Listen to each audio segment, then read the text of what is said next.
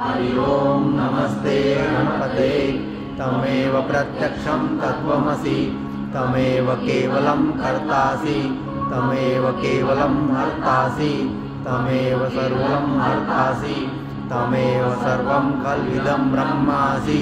त्वं साक्षादात्मासि नित्यं ऋतं वच्मि सत्यं वच्मि अवतं माम् अववक्तारम् अवश्रोतारम् अवदातारम् अवधातारम् अवानुचानमवशिष्यम् अवपश्चातात् अवपुरस्तात् अवोत्तरातात् अवदक्षिणातात्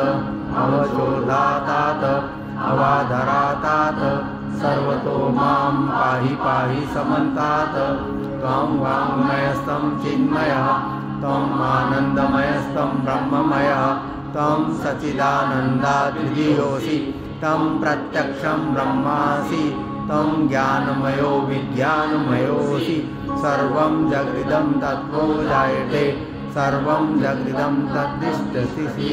सर्वं जगदिदं तैलमेशति सर्वं जगदिदं तै प्रत्येति त्वं भूमिरापो नलो नीलो नभः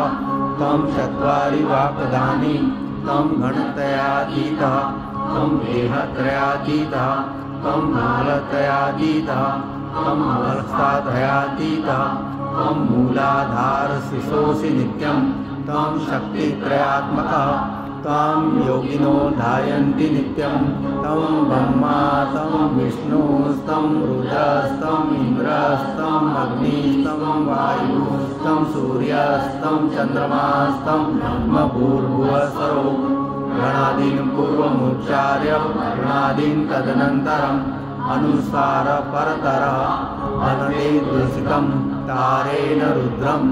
एतत् मनुस्वरूपं गकार पूर्वरूपम् अकारो मध्यमरूपम् अनुस्वार शान्तिरूपं बिन्दुतररूपं नादसन्ध्यानं संहितासन्धि सैषा गणेशविद्या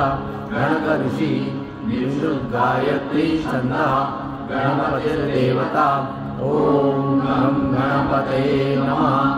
एकदन्ताय विद्महे वक्रतुण्डाय धीमहि तन्नो दन्ति प्रचोदयात् एकदन्तं चतुर्हस्तं कुशधारिणं रथं च वर्धं हस्ते बिभ्राणं मूषकध्वजं रक्तं लम्बोदरं शूर्पकर्णकं रक्तवासुमं रक्तगन्धानुलिप्ताङ्गं रक्तपुष्पेषु पूजितं भक्तानुकम्पितं देवं जगत्कारणमच्युतम् आविर्भूतं च षष्ट्यादो प्रकृते पुरुषार्थः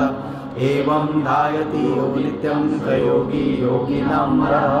नमो वातपतये नमो गणपतये नमः प्रणमपतये नमस्ते सुलम्बोदराय एकदन्ताय विघ्ननाशिने शिवसुताय श्रीवरदमूर्तये नमः।